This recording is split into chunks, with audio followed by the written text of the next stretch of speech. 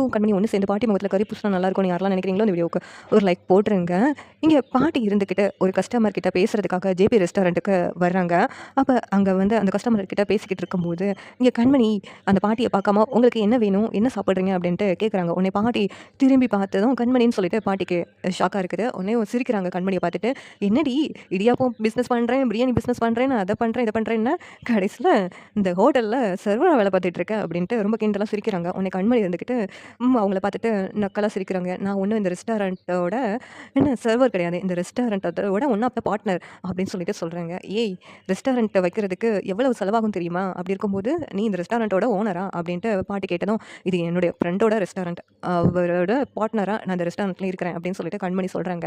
ஆனால் உங்கள் நிலைமை பாருங்களேன், தலைகீழாக மாறிடுச்சு. உங்களுக்கு புரிஞ்சிருக்குமே, மேலே உள்ளவங்க ஒரு நாள் கீழே வரலாம், கீழே உள்ளவங்க ஒரு நாள் மேலே வரலாம்னு சொல்லிட்டு அப்படின்னு கண்மணி பேசுகிறாங்க.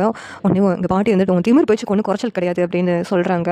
உங்களுக்கு ஒரு விஷயம் தெரியுமா, உங்கள் பேரனை என்கிட்ட விருந்து பிரிச்சுடுவேன்னு சொல்லிட்டு சவால்லாம் விட்டீங்க, என்னென்ன ட்ராமாவோ பண்ணீங்க, உங்கள் பேரன்கிட்ட இருந்து என்னை பிரிச்சுடுவேன்னு சொல்லிட்டு. ஆனால் உங்கள் பேரன் இந்த ரெஸ்டாரண்ட்டில் தான் செஃபாக வேலை பார்த்துட்டு இருக்காங்க, கூடிய சீக்கிரமாக நாங்கள் 2 பேரும் சேர்ந்து உங்களோட வீட்டுக்கு வருவோம், நீங்கள் ஆரத்தி தட்டோட ரெடியாக இருங்க அப்படின்ட்டு இங்கே கண்மணி சொன்னதும் இங்கே பாட்டி இருந்துக்கிட்டு, அதெல்லாம் எப்படி நடக்கும், என் பேரனாவது ஒன்று ஏற்றுக்கிறதாவது கண்டிப்பாக நடக்கவே நடக்காது.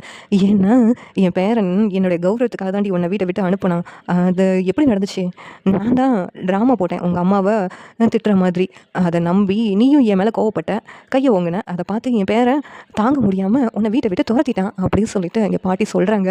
இதெல்லாம் அன்பு கேட்டுட்டு அதிர்ச்சி ஆகுறாங்க. பாட்டி பண்ண ட்ராமா தெரியாமல் நம்ம கண்மணியை வீட்டை விட்டு அனுப்பிட்டோமே அப்படின்னு சொல்லிட்டு ஷாக் ஆகி இங்கே பாட்டி முன்னாடி வந்து அன்பு நிற்கிறாங்க. எல்லாத்தையும் அன்புக்கு தெரிஞ்சதும் இங்கே பாட்டி ஷாக் ஆகி அன்புக்கு எல்லாமே தெரிஞ்சுன்னு சொல்லிட்டு நின்றுட்டு இருக்காங்க. இந்த சீரியல் எப்படி நல்லாயிருக்கும் நீங்கள் நினைக்கிறீங்கன்னு கமெண்ட் பண்ணுங்கள். இந்த வீடியோ பிடிச்சிருந்தா லைக் பண்ணுங்கள், ஷேர் பண்ணுங்கள், சப்ஸ்கிரைப் பண்ணுங்கள். தேங்க்யூ.